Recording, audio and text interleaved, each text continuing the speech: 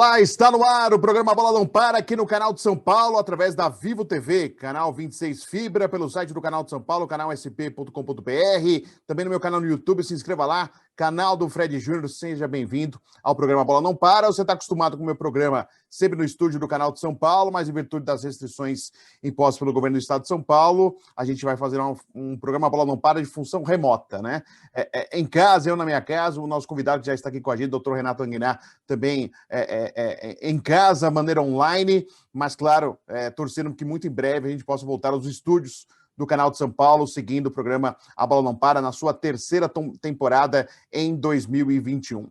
Então, a gente já sabe, o doutor Renato Anguinar é o nosso convidado, médico, neurologista, ligado ao Sindicato dos Atletas de São Paulo. Claro, a grande preocupação em relação aos casos de coronavírus, preocupação dos atletas, preocupação da população em geral. Está todo mundo assustado com o que está acontecendo com os casos, principalmente aqui no estado de São Paulo, o canal de São Paulo, que é exibido aqui na cidade de São Paulo. Claro, você pode acompanhar através do site do canal de São Paulo e via internet no YouTube pelo Brasil, pelo mundo inteiro. Doutor Renato, muito obrigado por atender o nosso convite aqui no programa Bola Não Para. A gente percebe as pessoas mais assustadas, né? As pessoas mais temerosas, até aquelas mesmas que já tiveram o Covid, por exemplo, estão assustadas com nova cepa, o problema de reinfecção, se é verdade ou não é verdade, se tem alguma comprovação. Gostaria que o senhor falasse um pouquinho sobre isso. Um grande abraço, senhor. Obrigado por atender o nosso convite. Bom, primeiramente eu queria agradecer o convite, é sempre uma honra estar participando do seu programa, cumprimentar também a todos os que nos assistem e nos ouvem, né? E vamos tentar esclarecer aí algumas coisas dentro do que se conhece já, né? Porque a medicina ela está aprendendo em relação à Covid, né? Com o processo em andamento, ou seja, é uma doença que vem, vamos dizer assim, no Brasil há um ano, né?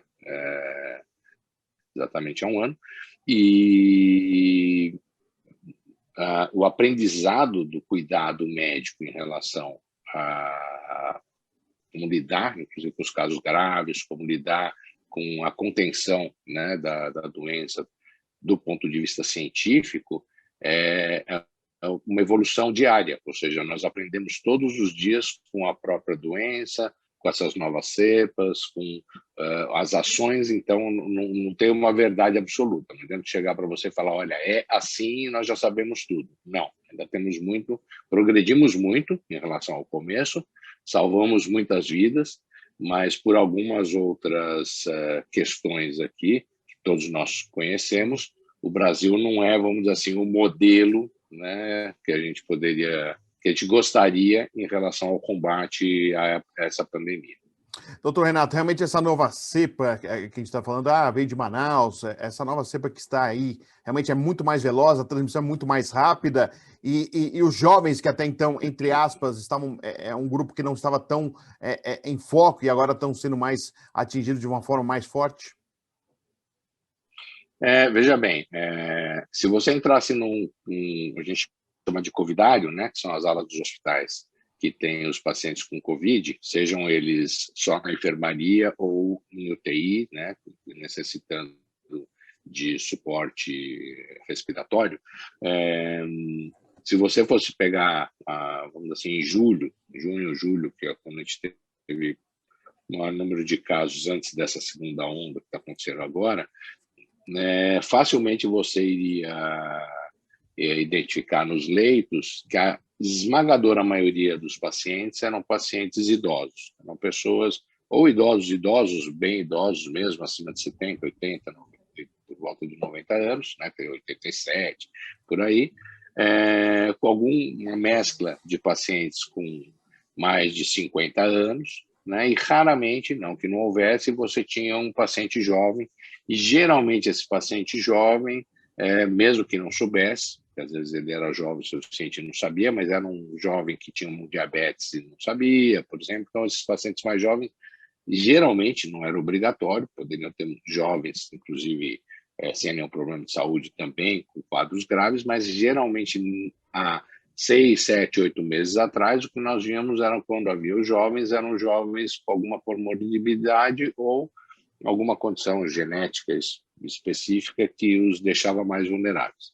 Hoje, a realidade é totalmente diferente. Você entra no Covidário, ou seja, você entra numa enfermaria de Covid e numa UTI de Covid, o que você vê primeiro que a idade de corte baixou, você vê muitos casos de pacientes entre 40 e 50 anos, muitos casos, uma quantidade de pacientes jovens graves, inclusive entubados, muito maior do que se via, ou seja, não é já aquele, tem 1 ou 2 jovens aqui nesse hospital internado, não. Agora você tem, tudo bem que não são a maioria, ainda bem, mas muitos em relação ao que nós tínhamos antes, né?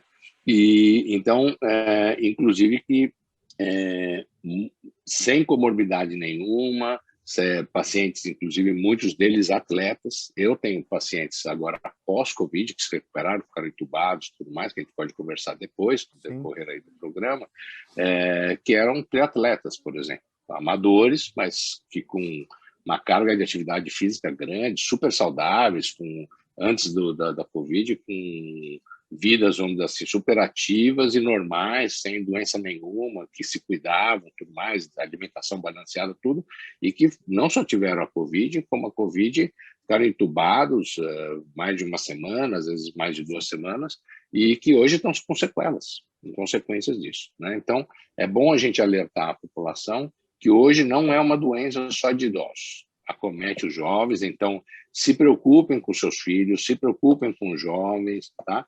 E o pior de tudo é que nós já temos casos, então, nos hospitais infantis, nós temos casos não só de crianças, inclusive recém-nascidos, que os pais estavam com Covid, às vezes a mãe grávida adquiriu Covid, já nasce o recém-nascido, existem casos, esses ainda são, vamos dizer assim, menos prevalentes, menos frequentes, né? Mas existem, ou seja, não é dizer que as crianças estão totalmente isentas da doença, né? E isso teve uma modificação drástica a partir do final de dezembro para o começo desse ano, e não só a velocidade de casos, como esse espalhamento para idades de pessoas mais novas, aconteceu assim muito rápido, né, como um rastilho de pólvora. Não que a gente não soubesse que isso fosse acontecer, a gente já tinha um aviso, como aconteceu na primeira onda também, já tínhamos o aviso e o alerta do que aconteceu no norte do país, né, na primeira onda, principalmente em Manaus, dessa vez não só em Manaus, mas pelo norte inteiro do país, e é como se a onda fosse descendo, né? Então, as autoridades, teoricamente, já estavam entendendo o que estava acontecendo. Esse tipo de fenômeno também aconteceu na Europa, começou na Inglaterra, também com a nova cepa, né, britânica, na África do Sul, e a cepa brasileira, ela é extremamente, não tem uma só, mas essa que está predominando hoje nos casos, que a gente viu bastante em Araraquara, né, que foi a primeira cidade mais acometida, assim, que ganhou mídia no estado de São Paulo. Essas cepas, elas são realmente muito mais, a gente chama de virulentas, não tem nada a ver com a palavra vírus em si, porque a virulência pode ser também para outros tipos de infecção, mas a virulência no sentido de ser mais agressivas, né?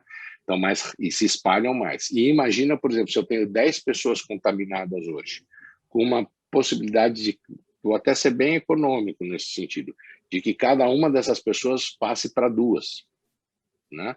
Então, em pouco tempo, essas que passaram para 2, eu vou ter dessas 10 pessoas, é sempre uma escala geométrica. Sim. Né? Então, vai aumentar para 40, depois para 160, depois, por isso que é tão rápido essa disseminação do vírus, e é um vírus com carga viral, ou seja, a quantidade de vírus que é inoculado é maior, é um vírus no sentido evolutivo do vírus, essa mutação ela é uma vantagem para o vírus, que ele se propaga muito mais rapidamente, acomete mais pessoas, tá certo?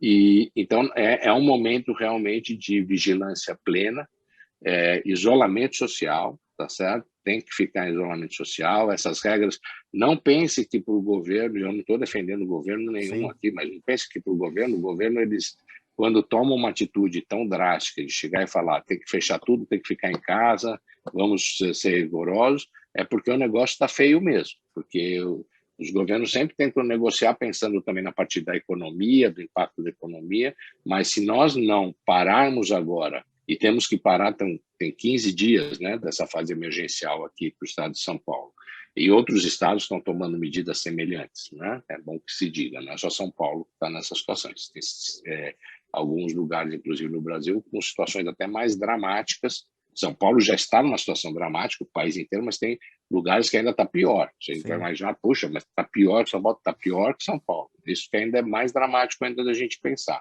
né? Então, quando os governos tomam essas medidas, pode acreditar que a coisa está muito, muito, muito ruim mesmo, entendeu? Então, fiquem em casa, peçam o que tiver que pedir via delivery, ou seja, para entregar, não saiam nem para, mesmo porque vai estar fechado, supermercado é tudo delivery, mas não saiam para caminhar, não saiam, fiquem em casa. Agora é a hora de aguentar. Eu sei que está todo mundo cansado, eu também estou cansado como médico, a gente, né, está enfrentando isso. Eu estava conversando com um colega meu agora de manhã, eu estava discutindo um caso com ele, e o que eu estava conversando com ele é que a gente está cansado porque nós não estamos enfrentando a doença há um ano. Nós estamos nos preparando e lendo sobre a doença desde que ela foi anunciada no dia 31 de dezembro de 2019. Então, para a cabeça do médico, e a gente já sabia que essas ondas viriam, a gente não sabia com que força, a gente ainda não entendia a doença, e ainda nem entende plenamente, mas a gente entendia menos ainda a doença. Nós estamos estudando e falando de Covid há mais de um ano no meio médico. Então, está todo mundo cansado. Então, as pessoas têm que fazer a parte, cada um tem que fazer a sua parte para tentar impactar o menos possível, né? E mesmo que elas façam a parte delas de maneira egoísta, desculpa eu estar falando tanto, mas não, é que esse é um assunto que precisa ser falado mesmo, né? Mesmo que elas façam numa questão egoísta, falam, olha, eu vou ficar em casa porque eu não quero pegar, que se dane o resto, vamos dizer assim, que as pessoas pensem de um jeito muito egocêntrico, egoísta, tá?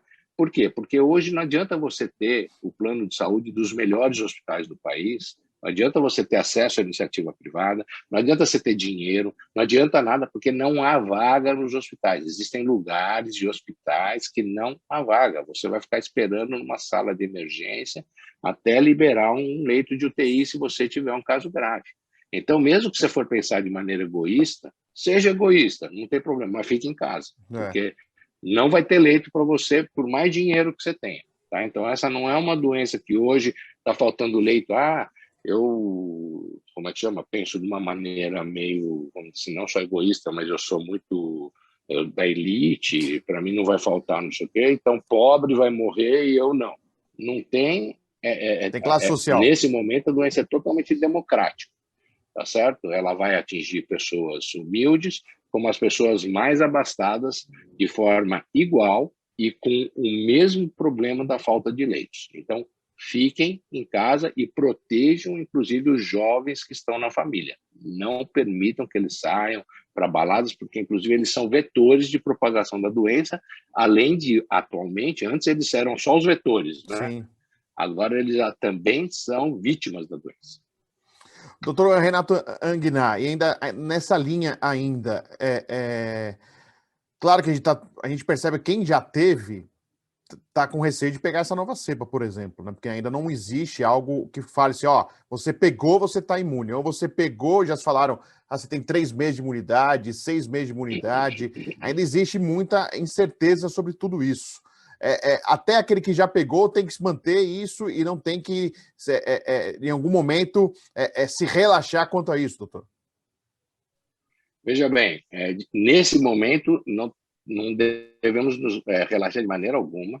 Primeiro que, assim, existem pessoas que estão imunizadas porque já tomaram, que são pouquíssimas no país, no Brasil, mas a gente já tem alguns exemplos do mundo, que já tomaram as 2 doses da vacina, ou no caso da vacina da Janssen, vão começar a tomar a dose única, que é a única que tem a opção de tomar uma dose só. Mas os outros, todos têm que tomar as 2 doses. Primeiro, a primeira dose não te garante a imunidade. Então, você tem que tomar a segunda dose. Depois da segunda dose, você tem que esperar algumas semanas, dependendo da vacina, umas 2, 3 ou 4 semanas, para poder o seu organismo responder à vacina e você se tornar imune. Porque tem gente que tomou já, eu conheço, gente que tomou a primeira dose e acha que já está, opa, já estou meio protegido, posso sair vamos dizer assim, com mais liberdade, porque eu já estou. Não é verdade. Então, assim, mesmo essas pessoas que tomaram a vacina, tem que continuar com esse cuidado até tomar a segunda dose, e depois da segunda dose manter um tempo para o seu organismo criar a imunidade, para aí sim essas pessoas não pegar. Quem nem sequer tomou a vacina, né, tem um outro dado interessantíssimo, que no começo a gente não sabia qual era o tempo que essas pessoas iam ficar imunizadas. Sim. Então, viu-se, inclusive em exemplos no esporte, porque tem muita testagem no esporte, ou em outros países em que se faz muita testagem mesmo da população civil, mesmo em alguns outros países que se faz muita testagem de população militar. Então, esses dados existem dentro da literatura médica, que houve realmente reinfecções depois de 3 meses, depois de 4 meses. Então, esse indivíduo que pegou a primeira vez, ele ficou imunizado por X tempo, que variava de indivíduo para indivíduo, mas ele não ficou imunizado para sempre. Então, isso é uma coisa que é importante dizer, tá? Com as novas variantes, ainda não se tem 100% de certeza, mas já existem, por exemplo, alguns estudos publicados de pessoas que, ao mesmo tempo, olha que coisa maluca, se encontra a cepa de 2 vírus diferentes no mesmo indivíduo. Nossa. Entendeu? Então, ele tem a cepa, vamos dizer assim, do antigo e a cepa da variante. Então, isso existe. Isso, tudo bem, não está todo mundo, né? Agora não precisa ficar desesperado, não é isso. Mas, como eu falei, é uma doença que a gente está aprendendo com ela em evolução, tá? Quanto mais tempo você demora para imunizar, mais chance você dá para os vírus, porque é como se fossem ciclos de reprodução, e conforme ele vai se reproduzindo, é quando tem as chances de ter, entre aspas, esses erros genéticos na reprodução do vírus e criar novas cepas. Então, o Brasil, nesse momento, é o celeiro das cepas. Nós vamos a um intervalo aqui no A Bola Não Para. Eu quis, nesse primeiro bloco, muito mais ser mais informativo, uma prestação de serviço em relação ao coronavírus, ao Covid. E agora, no segundo bloco, a gente vai falar mais desse protocolo que tem aqui no futebol paulista, que existe uma discussão a respeito, e a gente vai falar com o doutor Renato Anguiná, que é ligado ao Sindicato de Atletas de São Paulo, para a gente falar a respeito do protocolo em relação ao cuidado com a saúde dos jogadores aqui na Série A1, A2 e A3 do futebol paulista. Já voltamos, vamos ao intervalo aqui no A Bola Não Para.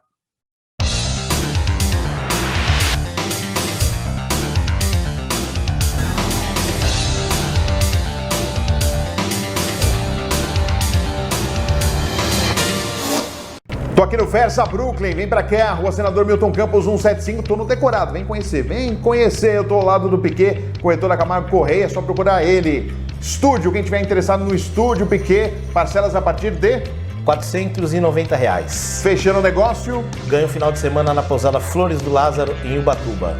Vem pra cá conhecer.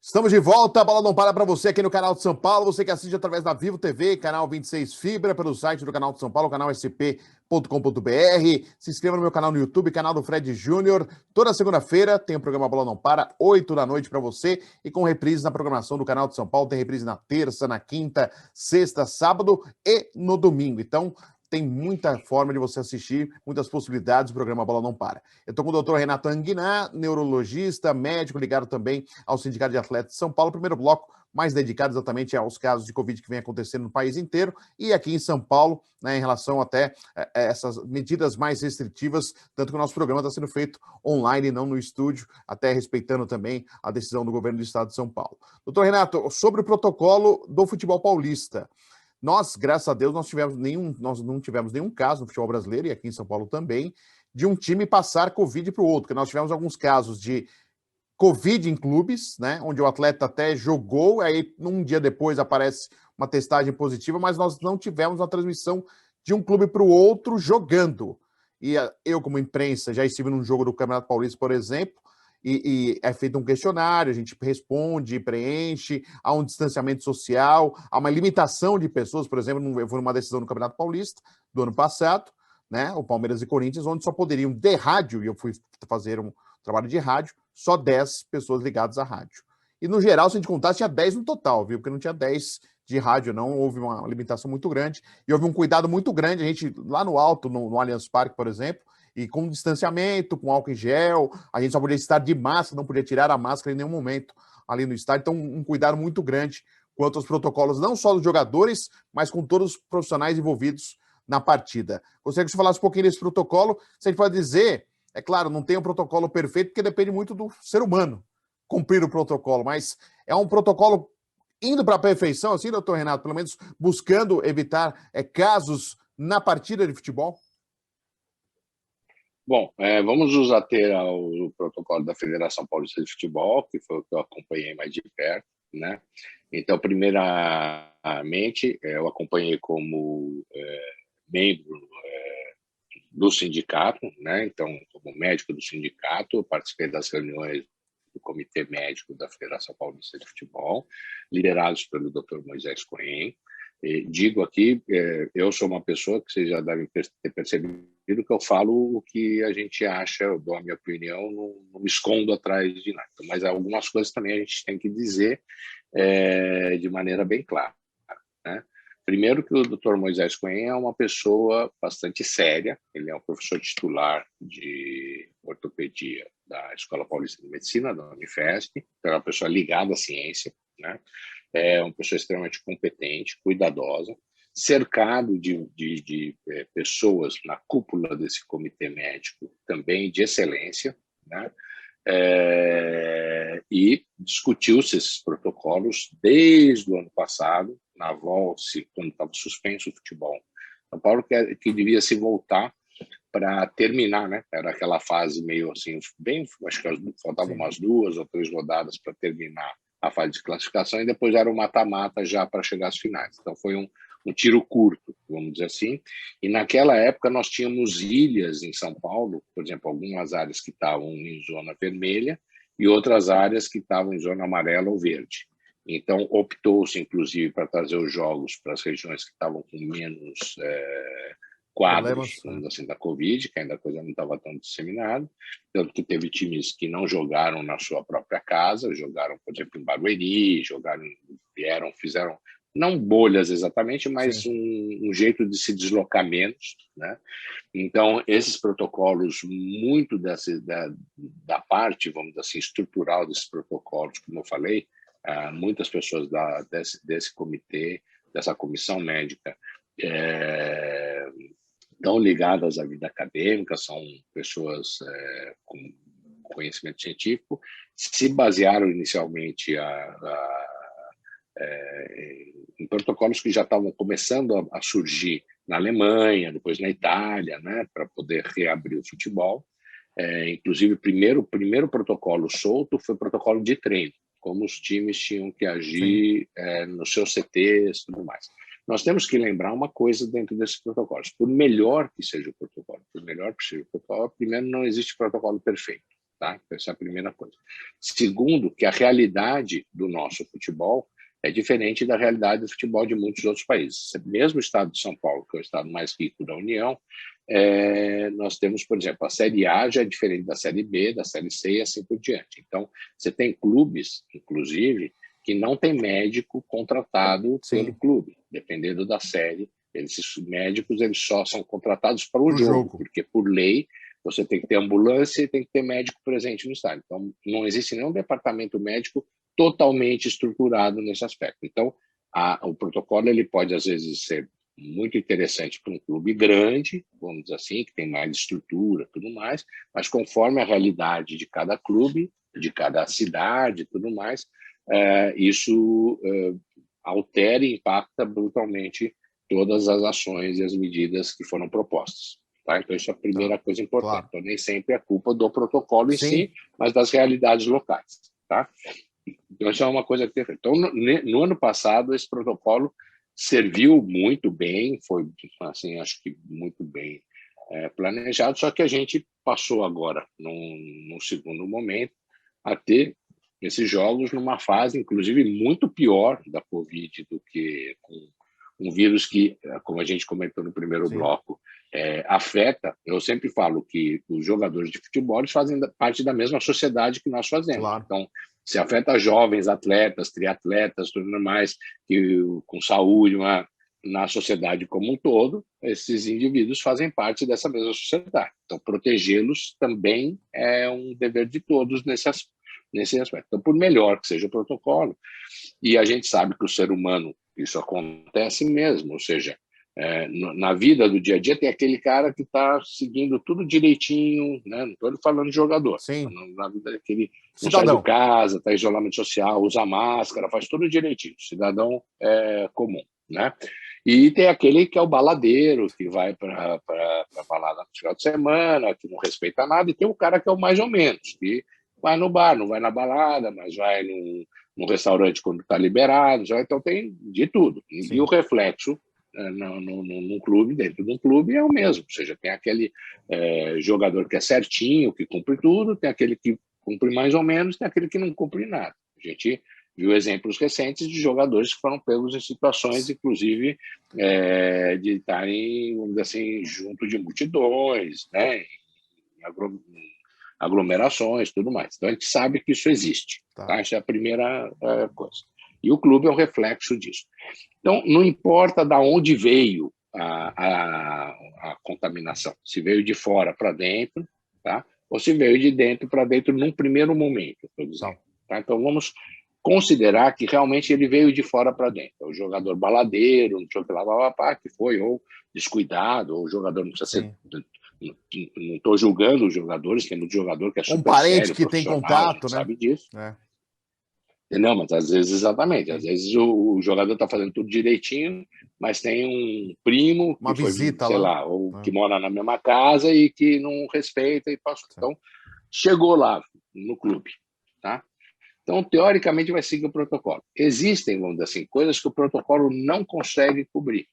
Por exemplo, você faz um teste 72 horas antes, você não sabe se no dia do jogo, tá certo? Porque naquele dia o teste pode estar negativo, e no dia do jogo, esse indivíduo que teve contato, como demora até, em média, 12 dias para a doença se manifestar, às vezes ele estava assintomático, não tinha nada, e o PCR era negativo naquele dia, mas ele já estava começando a ser contaminado 3 dias depois, se você fizer o PCR de novo, por exemplo, 1 hora antes do indivíduo entrar no jogo, ele vai estar positivo. Sim. A certeza que você me deu, não tem nenhum caso que foi passado durante jogos de futebol, isso, veja bem, pode não ter isso registrado, que passou ou não passou, mas nós não temos como, cientificamente, eu estou falando do ponto de vista científico, não estou nem dizendo que passou e nem que não passou. Sim. Nós não temos como ter essa certeza absoluta, mesmo porque existem, por exemplo, eu posso jogar hoje, no domingo, e como demora até... Você teria que ficar, teoricamente, se ter um contato com alguém. Vamos dizer assim, que o meu colega de clube teve Covid, foi afastado por Covid. Eu tive contato com ele, eu estava treinando com ele aquela semana. Sim. Certo? Quando fez o PCR, eu tive contato com ele. Eu hoje tive meu PCR negativo. Vamos dizer que daqui 3 dias, se eu fizesse de novo, eu teria o PCR positivo, mas eu fui jogar. E eu não sei, porque eu não fiz. Faz 1 ou 2 vezes por semana e assim vai, né? Aí eu joguei, entrei no campo e eu estava assintomático, porque muitos jovens, não só jovens, as pessoas têm o quadro ou oligosintomático, poucos sintomas, ou assintomático, sem sintoma nenhum. E eu estou lá no jogo. Pode demorar até 12 ou 14 dias para alguém que participou daquele jogo apresentar sintomas. Em média, certo? Pode demorar 3 a 5 dias, mas pode levar até 12 dias. Então, eu não tenho como garantir da onde veio. Tá certo? O que eu sempre digo é o seguinte, se as medidas de restrição hoje servem para o cidadão comum, e o indivíduo que joga futebol, não quer parar de jogar. O jogador não quer parar de jogar. Isso é a profissão como... Por exemplo, eu como médico não quero parar de trabalhar. Sim. Você como jornalista também não quer parar de trabalhar. Claro. Tem um monte de gente que teve que parar. O dono de restaurante também não quer parar de abrir o seu restaurante. Ou seja, as pessoas elas não querem parar de fazer as suas atividades. Claro. Então, se você fizer uma enquete com o jogador de futebol, a esmagadora maioria vai falar que não quer parar, que eles se sentem seguros, tudo mais. Sim. Não estou discutindo a vontade ou não. Sim. Mas existem algumas ações, às vezes, que o indivíduo nem sabe, em medicina, nem sabe que ele está correndo risco, e ele corre. Então, repito, dentro do que é possível ser feito, eu não tenho nenhuma dúvida. O sindicato participou das reuniões junto da federação com os presidentes. Eu, como médico, participei das reuniões do comitê médico. Eu não tenho nenhuma dúvida que dentro do que é possível está sendo feito em São Paulo, né, no estado de São Paulo, pela federação e com a liderança, repito, do Dr. Moisés, o melhor que é possível ser feito. Tá? A grande pergunta é, o melhor que é possível ser feito é o suficiente para este momento da pandemia? Eu, particularmente, eu sou um médico que peco pelo excesso. Eu, como médico que peco pelo excesso, eu acharia prudente parar 2 semanas, como o governo do estado determinou. Mas as pessoas não... Eu não vou brigar com o Moisés, porque a gente tem até amizade e tudo mais por causa disso. As pessoas podem ser amigas e ter opiniões divergentes. Se eles confiam plenamente no protocolo deles e eles acham que pode seguir, eu acho que ele tem que brigar pela opinião dele, ou seja, se fazer ouvir pelos órgãos competentes e tudo mais, e para mostrar que ele se sente seguro. Mas é aquela história. Eu peco por excesso, né? E eu acho que pelo menos as pessoas que podem ter essa condição de ficar em casa, tudo, também pequem por excesso. Esse é o momento de pecar por excesso, tá certo? Se vai continuar ou não vai continuar, essas são cenas dos próximos capítulos e a gente vai assistir. Nós, como fãs de futebol, gostaríamos de ver as partidas, eu não nego isso, mas eu gostaria de ver as partidas com os jogadores e todo mundo que está em volta, no entorno dos jogadores, o mais protegidos possíveis, de que os jogadores tenham a consciência da parte deles, né, de que cumpram a sua parte como cidadãos, de não estarem nessas baladas, de não estarem em aglomerações, se cuidem, para que eles também não sejam uma vítima. É só isso que eu tenho para dizer, mas em termos do protocolo, eu acho que realmente a Federação Paulista se esmerou em fazer o melhor. Agora, não existe protocolo perfeito. Doutor Renato Ranguiná, o assunto caberia mais 2, 3, 4 programas, mas a gente está terminando por aqui o A Bola Não Para. Eu quero agradecer muito a presença do senhor, sempre é importante de falar e poder esclarecer, e quanto mais as palavras de médicos, pessoas que estão aí vivenciando, né, esses casos de Covid, ainda mais aqui no Brasil, que estamos sofrendo tanto com esses casos, aqui em São Paulo da mesma forma. Muito obrigado, viu, pela atenção e a participação aqui no programa A Bola Não Para. Eu que agradeço a oportunidade, Fred, sabe que sempre que você precisar pode contar conosco, né? Esperamos que possamos, inclusive, ter a chance de ter conversas futuras, né, em outra situação, em situações assim, das pessoas já imunizadas, com o pós-Covid, né, já em outro momento, mas estamos aqui alertas e presentes no momento que você precisar e que nós nos manifestemos. Legal. Tá bom? Muito obrigado pelo convite, um abraço a todos os seus espectadores. Quero agradecer, então, ao doutor Renato Ranguiná, a Tudo Comunicação e ao Canal de São Paulo. Nós fizemos essa maneira remota, em virtude das restrições aqui no estado de São Paulo. Então, até em respeito a isso, sabendo a segurança também para os nossos entrevistados, para a gente que faz o programa, optamos por essa maneira. Então, logo seja liberado, a gente puder voltar ao estúdio. Claro, vamos retomar nossas gravações, nossos programas A Bola Não Para no estúdio do Canal de São Paulo. Semana que vem tem mais A Bola Não Para você. Fica o convite e espero vocês. Um grande abraço.